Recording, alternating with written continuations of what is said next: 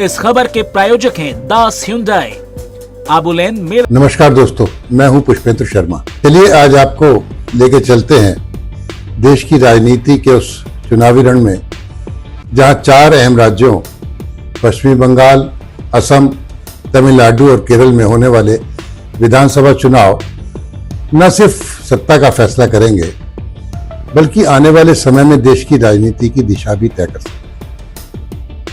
इस बार की सबसे बड़ी खासियत यह है कि इन चारों राज्यों में मौजूदा मुख्यमंत्री अपनी अपनी कुर्सी बचाने के लिए पूरी ताकत झोंक रहे हैं। ऐसे में ये मुकाबला सिर्फ राजनीतिक दलों के बीच नहीं बल्कि मजबूत क्षेत्रीय चेहरों, जिन्हें हम क्षत्रप कहते हैं, की प्रतिष्ठा और भविष्य का भी बन गया है। हर राज्य में अलग मुद्दे हैं, अलग समीकरण हैं और अलग रणनीतियां हैं, लेकिन एक बात समान है, सत्ता में बने रहने की जबरदस्त जंग। क्यों ना बात पहले पश्चिमी बंगाल की जाए। बंगाल का चुनाव, जिसे इस बार सबसे हाई वोल्टेज चुनाव माना जा रहा है, यहां मुख्यमंत्री ममता बनर्जी लगातार चौथी बार सत्ता में लौटने की कोशिश कर रही हैं।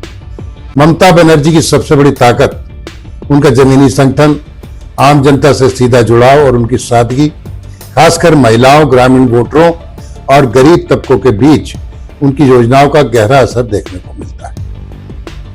उन्होंने क्षेत्रीय गौरव और बंगाली अस्मिता को अपने चुनावी अभियान का केंद्र बनाया है और भारतीय जनता पार्टी को बाहरी बताने की रणनीति अपनाई है। लेकिन इस बार उनकी राह ऐसी आसान नहीं है, क्योंकि भारतीय जनता पार्टी ने पिछले कुछ वर्षों में राज्य में अपनी पकड़ काफी मजबूत की है। 2016 में बेहद कमजोर स्थिति से निकलकर भाजपा ने 2021 में जबरदस्त प्रदर्शन किया और खुद को मुख्य विपक्ष के रूप में स्थापित कर लिया। अब मुकाबला सीधा तृणमूल कांग्रेस और भाजपा के बीच सिमट चुका है।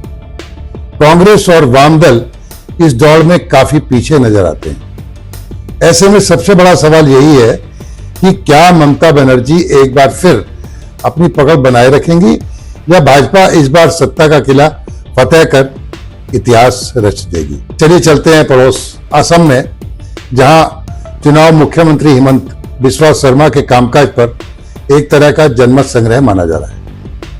हिमंत शर्मा ने अपने कार्यकाल में खुद को एक आक्रामक, निर्णायक और प्रभावी नेता के रूप में स्थापित किया, इसमें कोई संदेह नहीं है। उन्होंने घुसपैठ, नागरिकता और मूल निवासियों के अधिकार जैसे मुद्दों को प्रमुखता से उठाया है, जो असम की राजनीति के केंद्र में रहे हैं। उनके समर्थक उन्हें एक मजबूत प्रशासक मानते हैं, लेकिन उनके कुछ बयानों और नीतियों को लेकर विवाद भी हुए, जिससे समाज का एक हिस्सा थोड़ा उनसे नाराज भी दिखाई देता है। उन्हें कांग्रेस की तरफ से गौरव गोगोई चुनौती दे रहे हैं, जो युवा चेहरा जरूर है, लेकिन अनुभव की कमी उनके लिए चुनौती बन सकती है।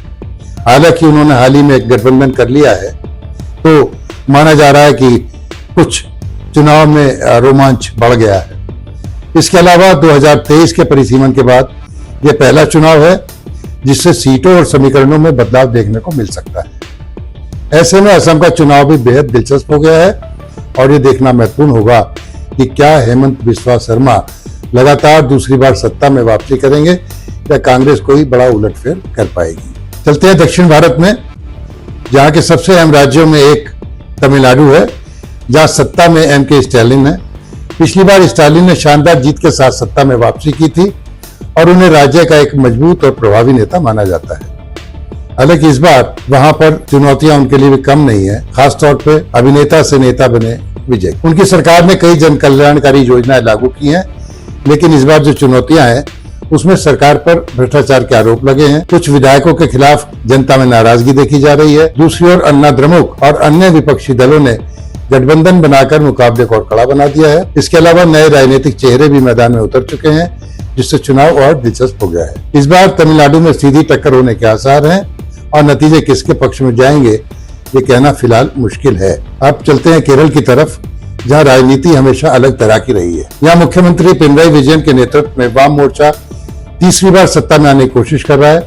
आपको बता दें कि केरल में आमतौर पर हर 5 साल में सत्ता बदलने की परंपरा रही है, लेकिन 2021 में वाम मोर्चा ने इस परंपरा को तोड़ दिया था और लगातार दूसरी बार सरकार बनाई। अब विजयन के सामने इतिहास रचने की चुनौती है। हालांकि उनके लिए भी रास्ता आसान नहीं है, क्योंकि सरकार पर भ्रष्टाचार के आरोप लगे हैं। सबरीमाला जैसे मुद्दों ने भी राजनीतिक माहौल को प्रभावित किया है और बेरोजगारी तथा विकास के मुद्दे भी चुनाव में अहम भूमिका निभा रहे हैं। दूसरी ओर कांग्रेस के नेतृत्व वाला यूडीएफ सत्ता में वापसी के लिए पूरी ताकत लगा रहा है, जबकि भाजपा भी राज्य में अपनी मौजूदगी मजबूत करने की कोशिश में जुटी है। ऐसे में केरल का चुनाव भी दिलचस्प मोड़ ले सकता है और यहाँ किसी भी तरह का नतीजा संभव है। अगर इन चारों राज्यों के चुनावी परिदृश्य को एक साथ देखें तो ये साफ हो जाता है कि ये सिर्फ क्षेत्रीय चुनाव नहीं है, बल्कि राष्ट्रीय राजनीति की दिशा तय करने वाले चुनाव है। पश्चिमी बंगाल में ममता बनर्जी की साख दांव पर है, असम में हिमंता की परीक्षा है, नेतृत्व की परीक्षा है, तमिलनाडु में स्टालिन की लोकप्रियता का इम्तिहान है, तो केरल में पिनरई विजयन के सामने इतिहास रचने की एक बड़ी चुनौती है। इन सभी नेताओं की जीत उन्हें राष्ट्रीय स्तर पर और मजबूत बना सकती है, लेकिन हार गए तो उनके राजनीतिक भविष्य को बुरी तरह प्रभावित कर सकती है। यही कारण है कि इन चुनावों पर पूरे देश की नजरें टिकी हुई हैं। आज हमने आंकड़ों की सीटों की बात नहीं की है। चुनाव नजदीक आ रहे हैं, धीरे धीरे हम वहां से जानकारियां एकत्र कर आपसे साझा करेंगे और नवीनतम जानकारी के लिए जुड़ते रहिए हमारे साथ।